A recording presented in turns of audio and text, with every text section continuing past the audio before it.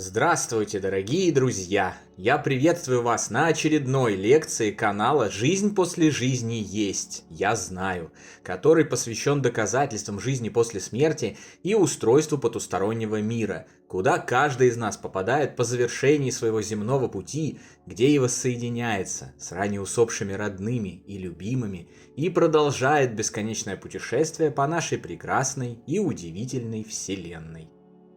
Если вам нравится то, что мы делаем, вы можете поддержать работу нашего канала донатом по ссылке в описании видео. Благодаря вашей поддержке наши ресурсы остаются бесплатными для всех. Большое вам спасибо. Сегодня я отвечу на еще один самый часто задаваемый людьми вопрос, касающийся жизни после смерти и устройства потустороннего мира. Почему не все помнят, что было во время клинической смерти? Многие говорят, что там ничего нет, просто темнота и все. Так может и нет никакой жизни после смерти? Итак, приступим к ответу. Известно и подтверждено статистически, что лишь определенное количество пациентов, прошедших через клиническую смерть, возвращаются после реанимации с воспоминаниями о том, что с ними происходило, пока они были клинически мертвы. Это число составляет около 25% от общего количества реанимированных. Остальные либо ничего не помнят, либо имеют смутные воспоминания, которые невозможно описать. Самые последние исследования показывают, что процент носителей околосмертного опыта среди временно умерших значительно выше.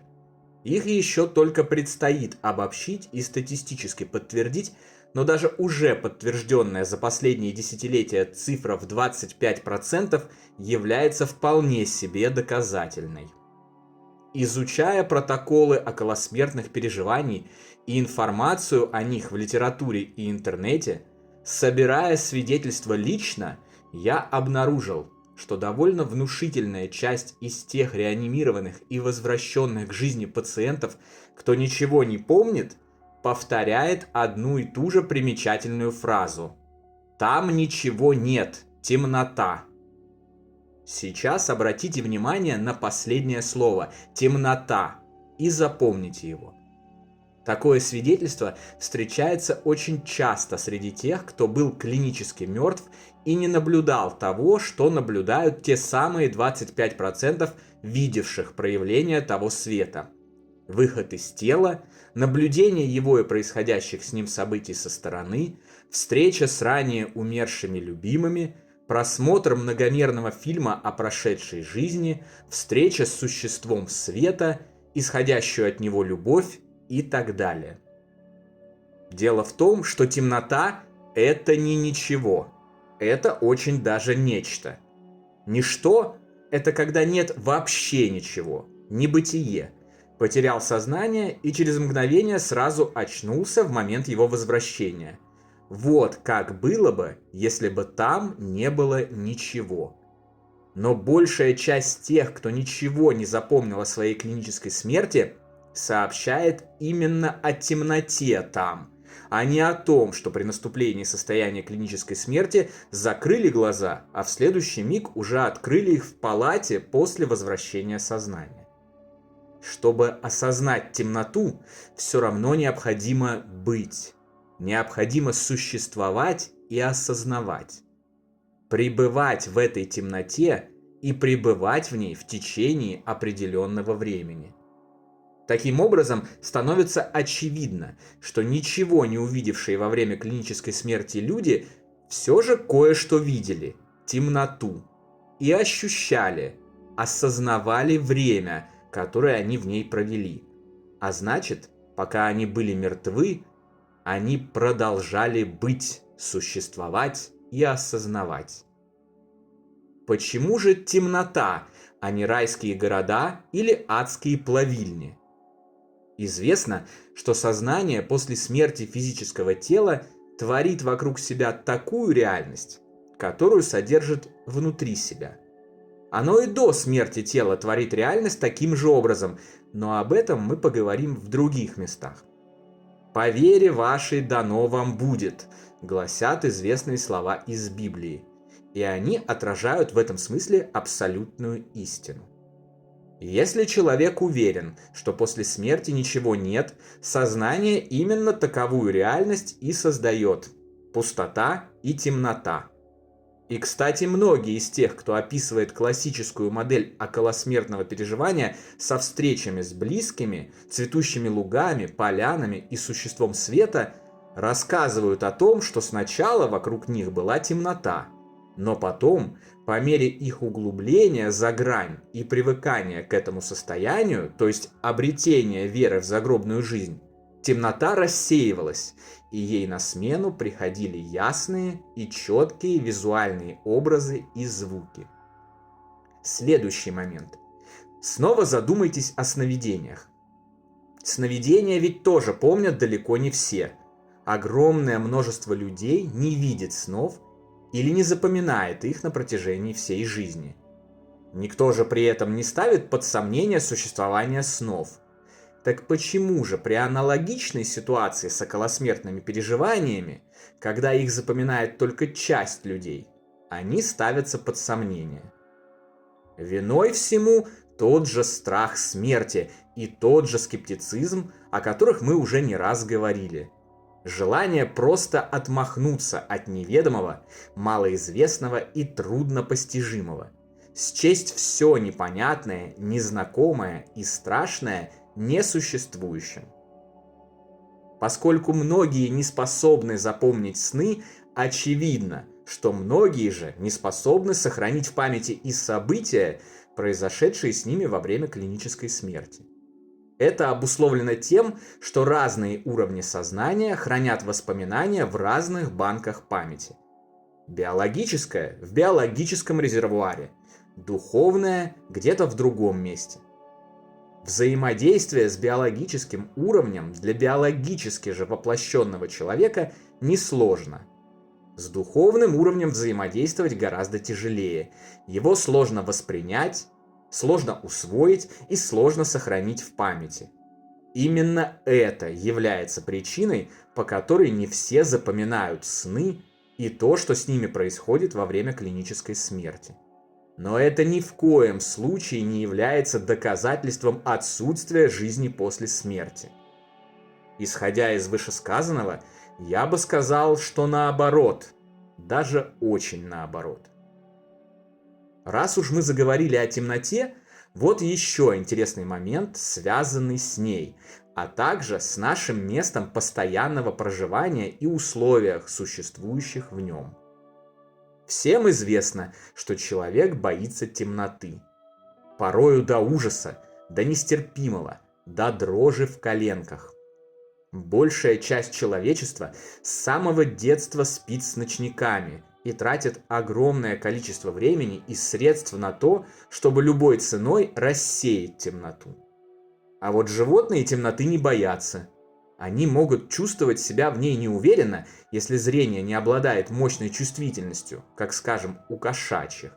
Они могут натыкаться на препятствия в темноте, оказываться сбитыми с толку, избегать длительной активности в темное время суток в связи с такими нежелательными сопутствующими темноте явлениями.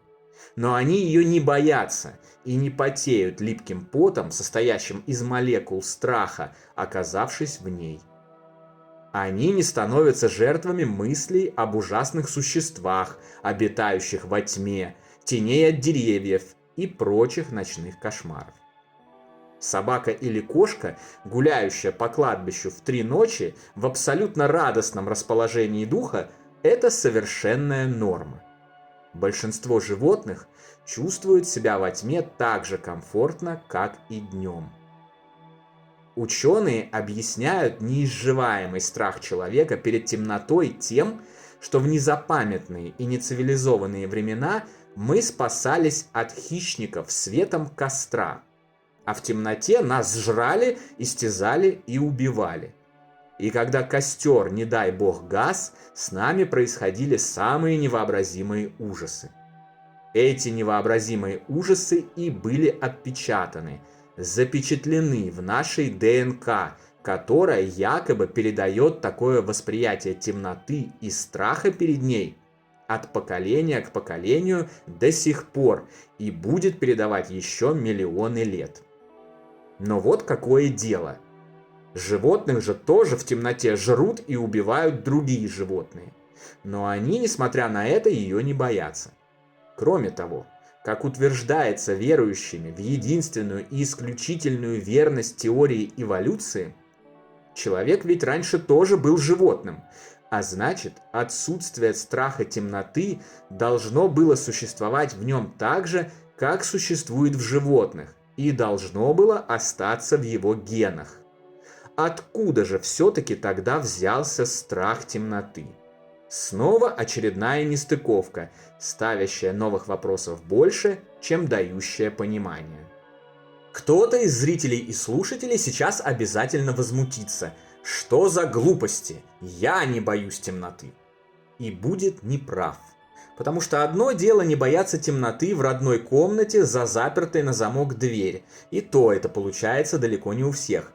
И совсем другое в незнакомом открытом месте или тем паче, в чаще леса или на кладбище. Здесь сокрыта суть. Кладбище ведь никак не меняется. Оно одинаково 24 часа в сутки, 365 суток в году, что днем, что ночью. Но никто не ходит туда с наступлением темноты.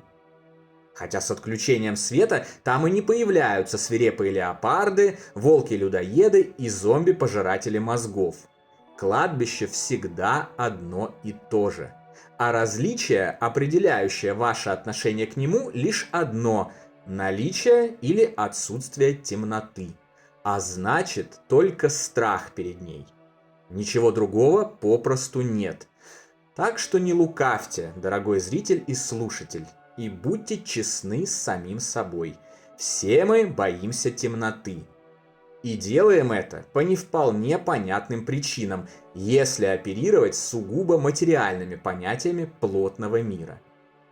Зато, если вспомнить многочисленные свидетельства развоплощенных духов, медиумов, экстрасенсов, пациентов, переживших клиническую смерть и прочих, что в духовном мире темноты не бывает, а потусторонний мир обладает самосветимостью и светится, что называется, 24/7, все становится на свои места. Становится очевидно, почему нам, бессмертным духам, пришедшим оттуда и надевшим на себя биологические костюмы, чтобы прожить в мире плотной Земли несколько десятилетий, так некомфортно без света. И почему животные, которые в отличие от человека обладают другим энергоинформационным устройством, устройством духа, о темноте в плотном мире не запариваются. Для духа человека, обитающего в теле и являющегося истинным обладателем мыслей, носителем эмоций и психических реакций, темнота – это нечто непривычное, незнакомое и несвойственное. А все, что обладает такими чертами, страшно. Вот именно поэтому и нам страшно в темноте, потому что она для нас незнакома и непривычна. Ведь в нашем общем духовном доме ее не существует, и большую часть времени нашей вечной жизни мы проводим в свете, где нет теней и страшных хищников, обитающих во тьме. Зато в избытке есть любовь, добро, счастье и никогда не наскучивающая занимательная деятельность рука об руку с нашими родными, близкими и любимыми душами. На сегодня это все, дорогие друзья. Дополнительную интересную и полезную информацию за пределами лекций, ответы на ваши вопросы о жизни после смерти в целом и по этой лекции в частности, а также познавательные статьи о потустороннем мире вы найдете в нашем телеграм-канале. Ссылка на него, как всегда, в описании видео и на экране. Добро пожаловать! Встречаемся на новой лекции здесь же, на нашем YouTube-канале. А пока всего вам самого лучшего, волшебного и замечательного.